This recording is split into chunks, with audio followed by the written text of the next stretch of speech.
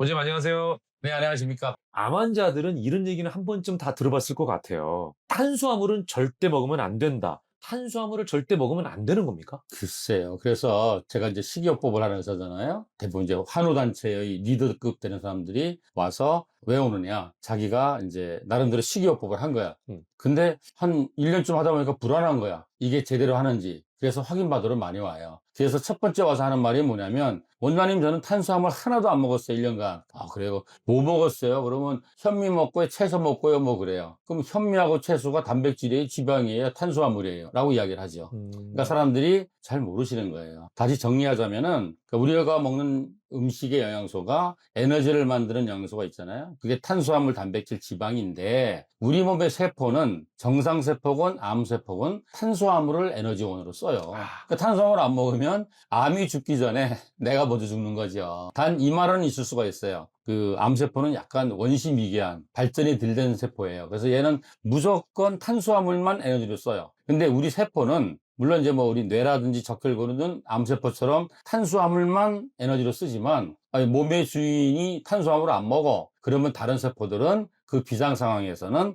발전기를 다른 거로 돌려요. 뭐 지방이나 단백질을 탄수화물로 바꿔서 에너지를 쓸 수 있지만, 평상시에는 암이나 나나 다 탄수화물을 먹고 사니까 탄수화물을 하나도 안 먹는단 말은 거짓말이죠. 정답은 뭐예요? 좋은 탄수화물만 먹으라는 얘기인데, 네. 그냥 탄수화물을 안 먹어야 된다고 잘못 생각하고 있는 거죠. 근데 기왕이면 암세포가 좋아하는 음식은 피하면 좋잖아요. 그렇죠. 그러면 암세포가 좋아하는 음식, 우리가 조심해야 할 음식은 뭐가 있을까요? 그 암세포가 좋아하는 음식은 우리가 좋아하는 음식. 맛있고, 달고, 그죠? 뭐, 이런 걸 좋아해요. 그래서 나쁜 탄수화물을 좋아하는 거지. 탄수화물이 한문으로 당이잖아요. 달달하고 맛있어서 이제 당인데, 나쁜 탄수화물은 뭐냐면은, 혹시 혈당 지수라고 잘 아시죠? 들어보셨죠? 우리가 탄수화물을 먹었어. 뭐, 시금치를 먹고, 뭐, 비빔밥을 먹고, 김밥을 먹었는데, 비빔밥이 피를 못 가잖아요. 그렇죠. 그러면 다 소화기관에서 분리수거를 해가지고, 탄수화물을 먹으면 포도당 한 문자로 쪼개서 걔만 피로 들어가는 거예요. 근데 탄수화물을 먹었을 때 피 속의 탄수화물 농도, 즉 혈당이 갑자기 상승하는 거. 이걸 우리가 혈당을 피크 친다 그러죠. 그거는 암세포를 먼저 가요. 그래서 몸에 있는 암세포로 다 가서 배 터지게 먹고 난 다음에 그 나머지를 정상세포가 조금 얻어먹는 거예요. 근데 좋은 탄수화물은 뭐냐면은, 우리가 탄수화물 먹었을 때 혈당이 서서히 올라갔다 서서히 내려가는 거예요. 이건 뭐냐면 우리 모든 세포에 골고루 가는 거예요. 그렇게 되면은 아무리 암이 온몸에 퍼진 진행된 암 환자라 할지라도 우리 뭐 100조 개의 세포 중에서 암세포는 1%도 안 될 거예요. 그러면 우리가 먹은 탄수화물의 99%는 정상세포가 먹고 1%를 가지고 지들이 나눠 먹게 되는. 그래서 좋은 탄수화물을 먹어야 된다. 왜냐면은 그 암세포는 이 번식 속도가 아무리 거북이 느린 암이라도 정상세포보다 10배, 20배 많아요. 그런데 얘는 원심 미개한 세포이기 때문에 에너지 효율이 아주 낮아요. 그러니까 정상세포의 10분의 1밖에 안 돼. 그러니까 10분의 1밖에 안 되는 놈이 10배, 20배 자라니까 정상세포보다 200배, 300배의 에너지가 필요한 거예요. 그러니까 얘는 조금만 안 줘도 확 굶어 죽지. 우리는 조금 안 줘도 버티는데. 그럼 여기서 이제 GI 지수라는 말이 나오는군요. 그렇죠. 예. 그러니까 GI 지수라는 게 뭐냐면, 결국 탄수화물을 먹으면은 다 소화기관에서, 입에서, 위에서, 췌장에서 쪼개가지고 포도당으로 된 다음에 얘만 피로 가잖아. 그래서 얘가 세포로 가서 쓰이잖아요. 그랬을 때 포도당 링겔로 맞으면 100g을 맞으면 혈당이 100이 올라가요. 이걸 100이라고 봤을 때 고구마 100g 먹으면 혈당이 얼마 올라가느냐? 소고기는, 현미는, 뭐 당근은 이 비율을 정한 게 당 지수예요. 그러니까 100g 기준으로 그렇지. 수치를 나타낸 거군요. 그렇죠. 그대로 다 가면 100이고. 그렇죠. 그게 포도당이고. 그래서 패시티 원리가 그거잖아요. 패시티가 당지수가 이제 100인 포도당 수액을 놓잖아요. 그래서 요만한 링거를 맞아요. 그게 포도당 수액인데 그 포도당 분자에 핵을 발라놓은 거예요. 그러면 정맥주사를 싹 넣으면 20초 만에 온몸으로 번지겠죠? 그러면 모든 세포가 뭐예요? 밥이 왔잖아. 그러니까 서로 뺏어 먹으려고 하잖아요. 그런데 힘센 놈, 그게 암세포 또는 만성염증세포가 다 뺏어 먹는 거예요. 그래서 만약에 요 점이 암이었다 그러면 일로 주사를 놓으면 여기로 다 들어가서 얘들이 배 터지게 먹고 나서 그 나머지가 이제 정상세포로 가니까 여기에 다 모여 있잖아요. 그럼 여기 핵을 발라놔서 감마선이 나와. 그걸 감마 카메라로 딱 찍는 게 펫이에요.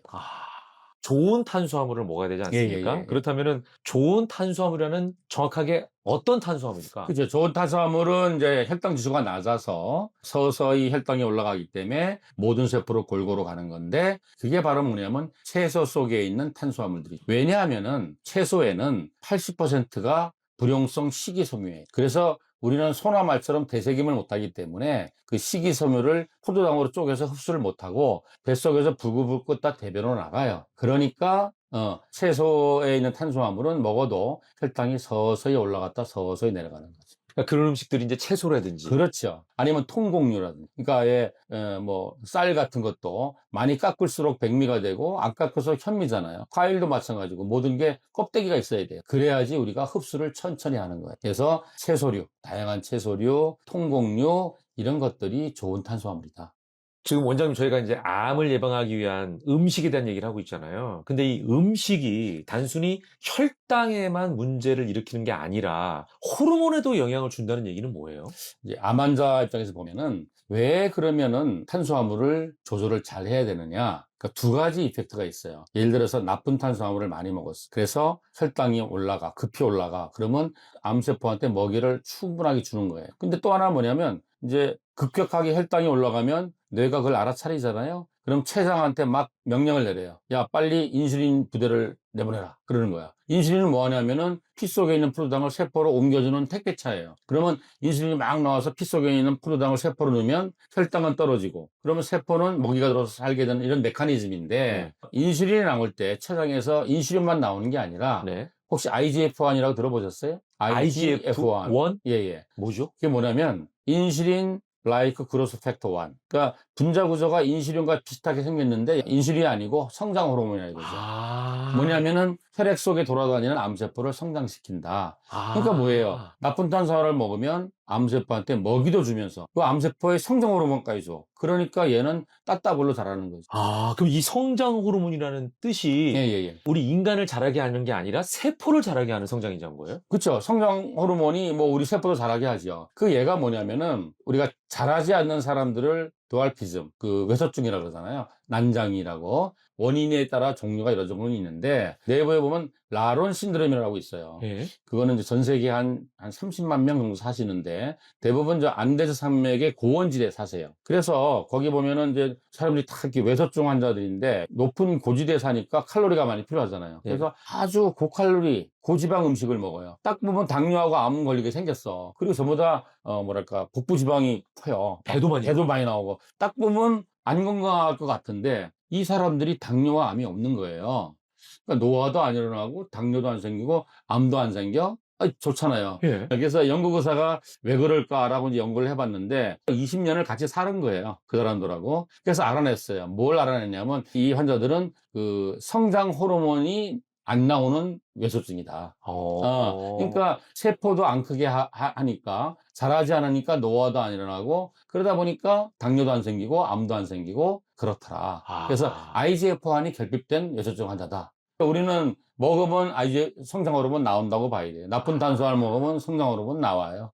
자, 그러면은 음식 먹는 순서는 상관이 없나요? 순서도 굉장히 중요해요. 순서를 잘 지키면 전체 당지수를 낮출 수가 있어요. 예를 들어서 당지수가 20인 거하고 50인 거하고 같이 먹으면 70 나누기 위해서 35가 되는 게 아니라 25로 떨어질 수가 있는 거예요. 그래서 제일 먼저 뭘 먹냐면 제일 먼저 채소를 구워 먹거나 쪄서 많이 먹은 다음에 과일을 잽싸게 먹고 그 다음에 단백질 그래서 뭐 두부라든지 낫또라든지 뭐 콩 제품 아니면 이제 콩물 이런 걸 먹어서 단백질을 충분히 섭취하는 거죠. 아니면 이제 생선이라든지 아니면 뭐 닭고기라든지 이런 걸 먹는 거예요. 그리고 이제 제일 끝에 탄수화물을 먹는 거예요. 근데 탄수화물도 이때는 반드시 백미를 먹으면 안 돼요. 그러니까 모든 사람이 백미를 먹으면 안 돼요. 혈당이 올라가니까. 그래서 가능하면 깎지 않은 것들, 현미를 먹는 게 좋겠죠. 암 환자는 현미나 기리밥을 먹으라 그러고 암 환자가 아닌 분은 잡곡을 드시면 되죠. 그리고 이제 우리가 후식처럼 뭘 먹냐면 이제 견과류를 먹는 이런 식으로 하는데 저는 원래 굉장히 천천히 먹거든요. 이거 보통 암 환자들 보고 1시간 정도 걸리게 먹어요. 천천히 다작이 굉장히 중요해요.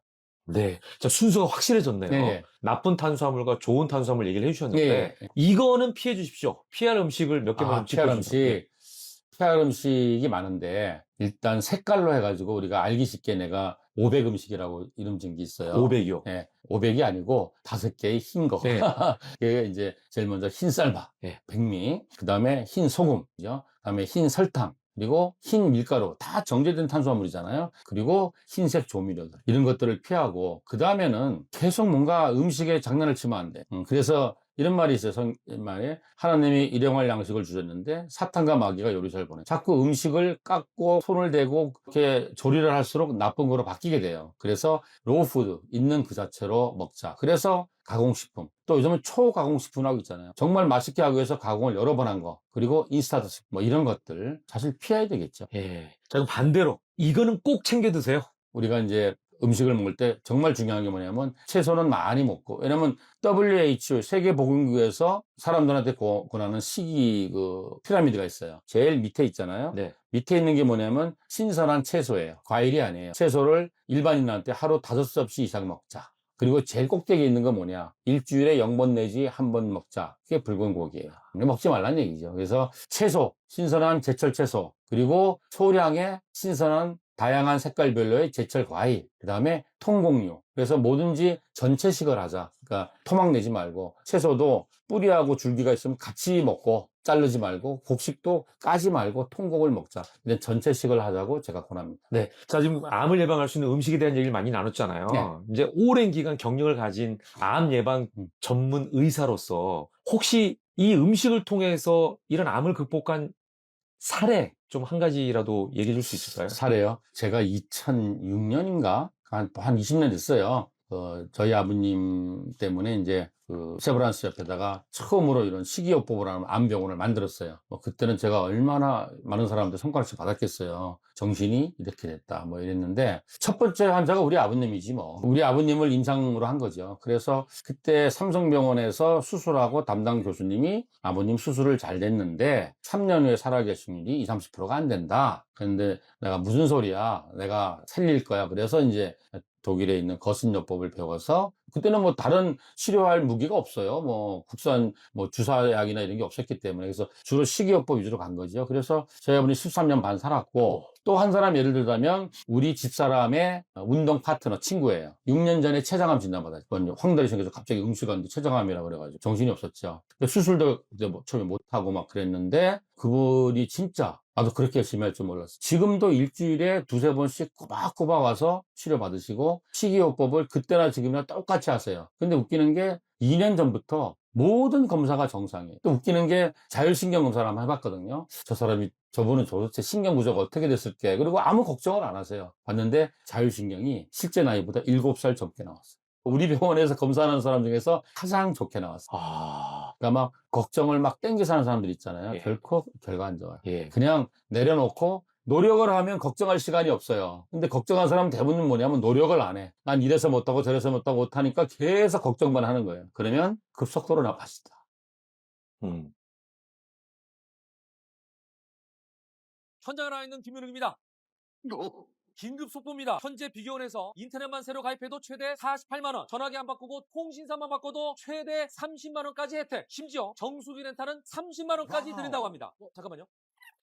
추가 속보가 돌아왔습니다. 지인 추천 시 신세리 상품권 8만원까지 무제한이라고 하는군요. 근데 이거 맞아? 1670-2521 또는 네이버에 비교원 검색, 지식의 길에서 봤어요라고 하면 비밀의 혜택까지 챙길 수 있습니다. 이거 비교원 대박인데? 원장님, 건강검진은 1년에 한 번씩은 꼭 받아야 된다는 얘기를 듣잖아요. 네. 우리가 흔히 받는 건강검진, 진짜로 내 건강을 확인해 주는 방법은 맞습니까? 검사는 무조건 해야 돼요. 어딘가 조직이 망가져서 환자가 된 날을 보는 몇 가지 검사를 하는 거예요. 피검사 하잖아요. 네네. 그러면 자기 결과가 나오고 옆에 범위가 나와. 이 네네. 범위가 많은 사람들은 정상 범위로 알아요. 의료인들도 이거 정상입니다 그런다니까, 요 안에 들면. 네. 그 안에 든다고 해서 좋아할 게 하나도 없어요. 우리 아들이 학교를 다니는데 한 반에 100명이 수업을 해. 근데 95등 갖고 만족을 하나요? 그래도 한 50등은 해야 되지 않나? 그게 문제란 얘기예요. 우리 병이 전부 암 환자잖아요. 하는 소리가 그래요. 자기 항암하는 날마다 피 검사하는데 100점이래요. 항암하는 날은 항암 오늘 할 수 있나 없나만 보는데, 거기에서 망가졌으면 당신은 항암 못해요. 당연히 그거는 기본이어야지 라고 말해주고 싶지만, 그러면 너무 또 실망하시잖아. 이건 우리나라의 어떤 시스템인데, 우리가 공복 혈당을 99까지를 레퍼런스 레인지야. 98로 하면 어떻게 해야 되겠어요? 좋습니다. 예. 그렇게 할 수밖에 없죠. 그렇지 않으면 이게 관리가 안 되잖아요. 그래서 혈액검사, 건강검진을 하되 조금 알려지지 않은 비하인드 스토리를 알고 이 검사가 나한테 어떤 의미인가를 잘 해석해야 돼요. 95등 정도 안에 들었다라고 이해를 하는 거고, 검사의 내용은 뭐냐면 구조가 망가졌나를 보는 거예요. 근데 실제로 내가 얼마만큼 건강한 걸 보려면 기능이 잘 돌아가는 걸 봐야 돼. 그래서 우리 몸이라는 게 오늘까지 건강하다가 내일 0시부터 환자가 되는 일은 없어요. 그 과정에 미병 기간이라는 게 있죠. 구조는 망가지지 않았지만 기능이 나빠지는 단계라고 보는 거죠. 그래서 제가 추천드리고 싶은 거는 구조가 망가지지 않았다는 건 정말 다행인데 내 기능이 어떨까? 영어로 건강, 헬스라는 개념은 질병이 없다는 개념이 아니에요. 질병이 없는 건 기본적인 거고 내 모든 세포와 조직과 장기가 얼마나 합리적으로 잘 돌아가냐가 중요한 거거든요. 물론 정신까지 건강한 걸 포함한 게 건강이거든요. 그래서 이런 얘기를 해요. 자동차가 갈 때 휘발유만 필요한 게 아니잖아요. 엔진오일이 필요하잖아요. 세포가 대사가 돼서 에너지를 만들어야 되니까 엔진오일이 필요한데 엔진오일이 뭐냐? 비타민, 미네랄, 호르몬, 자율신경이에요. 또 우리는 점점 외부로부터 적들한테 공격을 받잖아요. 그걸 극복할 수 있는 군사들이 면역 시스템이잖아요. 내 면역 시스템은 건강한가? 최소한 요 정도는 좀 체크를 해야 건강검진이지 않을까라고 저는 생각합니다. 여러 가지 그 관심을 좀 가져라라고 한다면 사실은 국가에서 해주는 무료 검진만으로 충분한가라는 겁니다. 세상에 어느 나라가 전 국민을 대상으로 공짜로 검사를 해줘요. 너무 고맙죠. 근데 제대로 좀 해줘야지. 한번 보세요. 국가검진에서 하는 거 보면 최소한 2통은 뽑거든요. 예. 국가검진하는 분들 갖고 오면 5개인가 해요. 아니, 좀 그냥 피 뽑아가지고 한 100개 정도 하지. 아까운데 5개만 하는 거야. 그런데 사람들은 거기에서 문제가 없으면 나는 100점, 내 몸이 깨끗해 라고 생각하는 거예요. 그래서 내가 항상 뭐라 그러냐면, 예를 들자면 우리나라 사람들이 잘 걸리는 병 순서대로 해서 20가지를 했는데 아직까지 결정적으로 환자가 아니다. 결정적이란 말이 중요해요. 라고 이해해야 되고, 만약에 삼성병원 가서 200만 원짜리 했다. 그러면 우리나라 사람 잘 걸리는 병 한 50가지를 했는데 아직까지 망가진 증거를 못 찾았다라가 맞는 거지. 내가 깨끗해서 이제 문제가 없어서 앞으로 집행유예를 10년 받았기 때문에 10년간 검진 안 해. 이건 아니란 얘기죠. 오늘 아침에 온 환자분이 직장을 이직하면서 작년 4월부터 해가지고 8월까지 3번 건강검진을 한 거예요. 직장을 옮기다 보니까. 그래가지고 멀쩡했는데 내시경 3번 한 거죠. 그런데 올 7월 달인가 건강검진 하니까 위암이 나타난 거예요. 그래서 이분이 막 하소연을 하는 거예요. 많은 환자가 우리 병원에 서 나한테 막 화를 내요.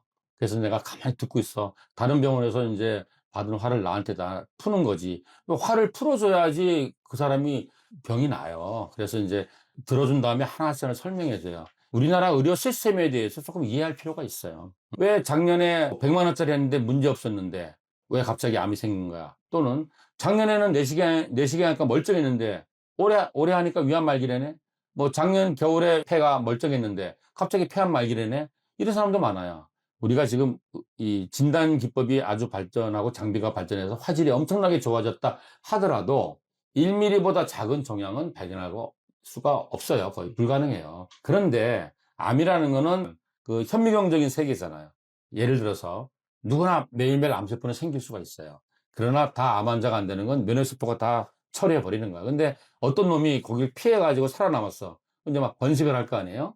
1, 2, 4, 8, 16, 31로. 그러면 한 개의 암세포가 1mm까지 자라는데 빨리면 1년도 있지만 느리면 20년 걸리는 암도 있어요. 그럼 안 보이잖아요. 그럼 1mm가 1cm로 자랄 때는 요 기간에 10분의 1도 안 걸릴 수가 있어요. 자라는 속도가 시간에 따라 비례곡선이 아니라 10년간 요렇게 있다가 요렇게 왔다가 확 올라가는 거예요. 그래서 작년에는 보이지 않은 정도의 작은 암이었다가 뭐 1년 사이에 보이는 크기로 딱 자랐다. 이렇게 이야기하시면 돼요.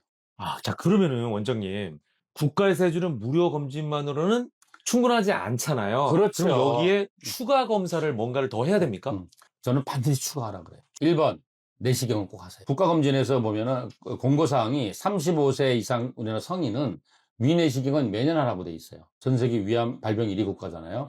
근데 또 웃기는 게 위암과 대장암은 발병 기준이 완전 다르거든요. 그러니까 위는 짜고 맵고 탄 음식 먹는 사람이 잘 걸리고 대장암은 채소 안 먹고 육식 위주로 서양식 음식을 먹는 사람이 잘 걸리고, 동양식 음식과 서양 음식이 다른데 둘 다 1등이야. 위암도 1등이지만 대장암도 1등이에요, 지금. 그래서 대장내시경도 해야 되는데, 대장내시경을 옛날에는 다 50대 넘어서 한다고 막 그랬고, 국가검진에서는 대장내시경을 안 하고 분변 검사를 해요. 대변을 받아서 거기에 피가 있나를 보는데, 이건 말도 안 되는 거예요. 대변에 피가 보일 정도면 대장암이 엄청 진행된 거예요. 그래서 대장암 내시경도 자주 하는데, 요즘 30대가 대장 내시경을 하면은 용종 뜯는 친구들 많습니다. 왜냐면 소화된 식습관을 하잖아요. 그래서 대장 학회 권고는 뭐냐면 135예요. 예를 들어서 올해 대장 내시경을 했더니 용종이 나와서 뗐어. 그러면 3년마다 하라고 돼 있어. 근데 대장 내시경에 했더니 꽝이야. 아무것도 없어요. 그러면 5년마다 하라고 돼 있고, 가족력이 있다든지 위험 요소가 있는 사람은 매년 하라고 돼 있어요. 이제 위내시경, 대장내시경도 30대가 되면은 부모님이 성인식 하듯이 한번 해줘야 되고, 그리고 문제가 있으면 계속 해야 돼요. 두 번째는 초음파. 이거는 막 매년 여기저기 다 대라. 왜냐하면 너무 간단하잖아요. 뭐 갖다 대면 보이잖아요. 그리고 또 방사선 피폭을 안 받잖아요. 그래서 갑상선부터 시작해서 유방, 복부, 뭐 골반 다 이렇게 하세요.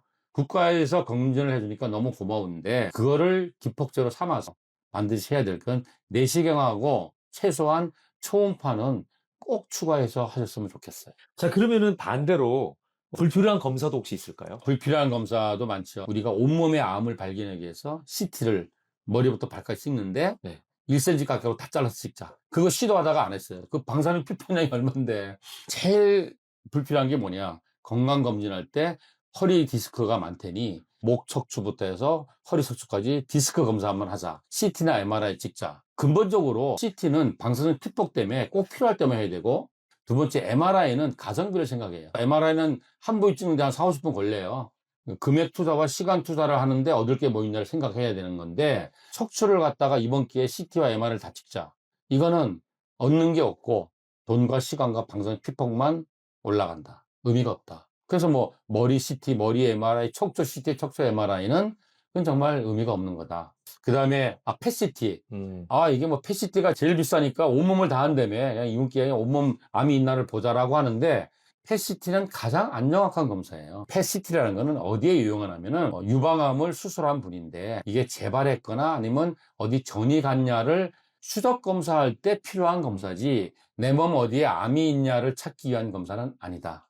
그 말씀 중에 CT와 관련해서 방사선 얘기를 많이 하셨어요. 우리가 이제 1년에 한 번 뭐 CT를 찍었다 그러면 위험한가요? 그렇진 않아요. 우리가 이제 방사선 피폭량을 재는 기준이 있는데, 우리나라 원자력 안전연구원이 있거든요. 거기에서 나온 게 뭐냐면 1년간 얼마만큼 피폭을 받아야 되냐고 법적으로 정하는 게 있어요. 일반인은 1년에 1 내지 5mm 15 이상 피폭을 받게 되면 문제가 된다. 웃기는 게 방사선 이 위험물질을 취급하는 의료인들 1년에 그 기준이 얼마냐면 50mm 15이에요. 같은 사람인데 네. 이게 말이 안 되죠. 그러니까 아직까지 정확하게 모른다. 왜냐하면은 방사선 피폭을 가지고 임상할 수 없잖아요. 그러나 이제 한 번에 100mm 15 이상이면 좀 문제가 있지 않을까라고 의심하는 정도다. 너무 민감할 필요도 없지만, 그렇다고 해서 매년 펫CT로 건강검진을 한다고 그건 어리석은 짓이다. 쓸데없이 남용할 필요는 없는 거죠. 네. 이제 그 암과 관련된 의사시니까 종양 표지자 검사라는 걸 한다고 들었는데 이건 믿을만 합니까?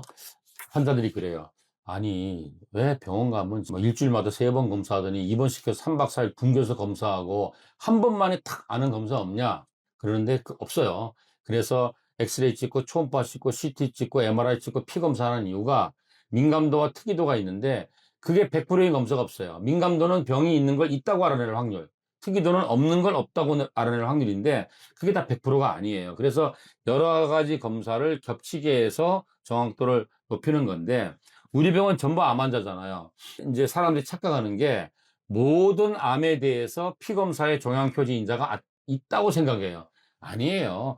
종양표지 인자가 다 합해서 10개도 안 돼요. 대부분의 암은 알 수가 없어요. 유방암은 있거든요. 유방암은 이제 CA15-3이라는 게 있어요. 그러면 유방암 환자 우리 병원에 오는 사람 10명 중에 8명은 다 참고치 이하로 돼 있어요. 안 올라가 있어요.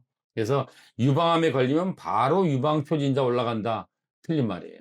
그래서 반드시 혈액 검사도 하지만 유방 초음파나 유방 엑스레이를 찍어서 전체적인 거를 보고 판단해야 된다. 왜냐하면 이게 암 환자가 올라가 있는 경우도 20, 30% 이상 있거든요. 정말 간단한 피 검사 하나로 알 수 있으면 정말 유익한 검사였죠. 그러나 문제는 뭐냐면 그 피 검사에서 종양표지 인자가 정상이라고 해서 내가 그 암이 없다라고 생각하는 거는 완전 잘못된 생각이다. 그래서 종양표지 인자는 어떤 의미가 있냐면 있나 없나를 발견하는 검사라기보다는 암이 치료가 잘 되고 있나 아니면 이게 지금 재발을 했나 이런 거를 추적할 때 좋은 검사다. 하지만 건강검진에서도 꼭 해보셔라.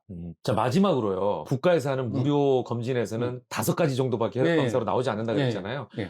그러면 의사로서 많은 시청자분들께 혈액 검사할 때 반드시 이 부분을 좀 추가하십시오라는 부분이 있을까요? 국가검진에서 하는 거는 너무 좀 사실 작아요. 그러니까 혈액검사도 조금 더 췌장 기능이 어떤지도 좀 보는 검사도 좀 하시고 전해질도 좀 폭넓게 하시고 그 다음에 그 당뇨 환자 많으니까 당화혈색소 그러니까 혈당 검사는 피 뽑는 순간에 혈당을 보는 거고 당화혈색소는 2, 3개월 동안 혈당이 어떻게 됐나를 보는 거고 요 정도는 꼭 좀 해보셔야 되고 그 다음에 뭐냐면 좀 이게 형편이 된다 기회가 된다 그러면은 기능의학적인 거, 내 몸의 비타민 밸런스는, 미네랄 밸런스는, 뭐 면역 시스템은, 또 산화 스트레스는 어떻게 돌아가는지 더 좀 더 한다 그러면은 유기산 검사를 하는 거예요. 소변 유기산 검사라는 게 있는데 이건 뭐냐면 내가 먹은 음식들이 내 몸에서 대사가 잘 되고 있는지 이게 잘못되고 있다면 앞으로 병이 되지 않겠어요? 그러면 내가 어떤 그 식품을 먹어야 될지 어떤 영양제를 선택해야 될지를